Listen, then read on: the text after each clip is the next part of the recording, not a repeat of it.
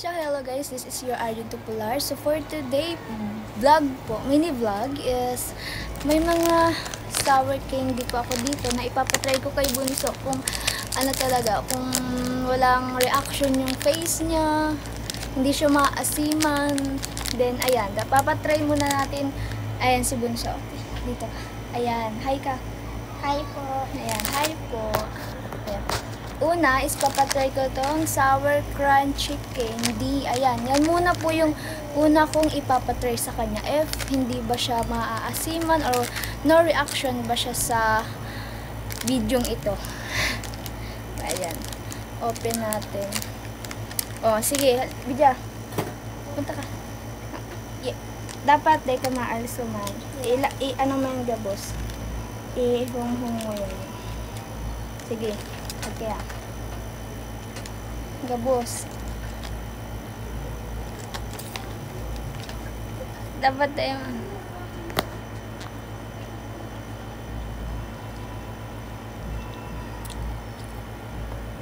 Anong lasa? Hindi mo na yan. Anong lasa? Maalsam day.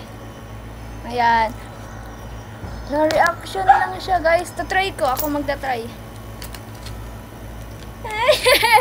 Nag-ano siya, maasim no. Ay, ako magta-try.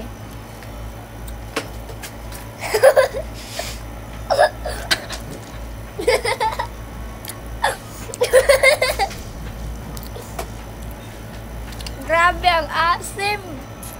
Oh my god, super asim nun guys. Ang dami pati ng ano ko sa bibig ko.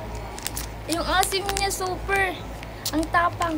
Next po is itong sour candy next. The flavor of grapes. Ito. Na-try na namin yung kanina, yung strawberry, no? Strawberry, oh. Ika na. Dali. Oh. Sige, try mo yan. Wala talaga siyang reaction. Tingnan nyo.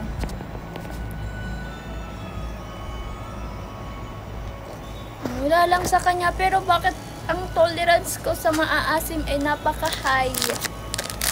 Next natin is itong so yummy sour chew. So good. Ayan. Let's try. Yung grapes, sa try ko na to kanina, ang asim niya. As in. Ito. Dali. Next, ito. Tapos na. Sige, mamaya na lang. So, hanggang dun na lang guys yung aming mini vlog sa mga sour candy po. So, anong masasabi mo? Naasim ba siya? Naasim? Hindi daw maasim. So, ayan, thank you so much po for supporting my YouTube channel.